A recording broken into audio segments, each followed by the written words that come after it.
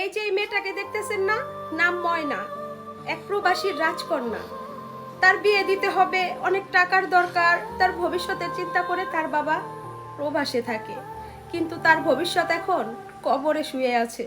গতকাল সোমবার আসরের সময় মেয়েটির জানাজা হয়েছে, কিন্তু মেয়েটি তো কোনো কঠিন রোগে আক্রান্ত হয়ে মরেনি। মেয়েটা সম্পূর্ণ সুস্থ, হাসি খুশি ছিল। কে জানতো পুরুষ নামে কই থাবায় এই মেয়েটিকে অকালে প্রাণ দিতে হবে। আজ প্রবাসী বাবা চিৎকার করে ডাকতেছে তার কন্যাকে, কিন্তু সাড়া দিচ্ছে না। বুকের ভিতরটা না কেঁপে উঠতেছে, আর আল্লাহর কাছে বলতে ইচ্ছে করতেছে চিৎকার কইরা, আল্লাহ কাউরে তুমি মেয়ে সন্তান দিও না।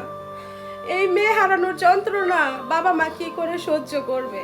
যদি অসুস্থ হয়ে মারা যাইতো, বাবা মা হয়তো বা মনের সান্ত্বনা দিতে পারতো। কিন্তু এই যে ভয়ঙ্কর, এই ভয়ঙ্কর, আমি আরেকটা মেয়ের মা, আমারও মেয়ে আছে। আমি এই মেয়ের দিকে যতবার তাকাচ্ছি, এই মেয়ের কথা যতবার ভাবতেছি, আবার কলিজাটা বারবার ক্ষতবিক্ষত হয়ে যেতেছে। তো যাই হোক, আমাদের এই দেশে কারো নিরাপত্তা নেই, না মেয়ে না মেয়ের মা, কারো না।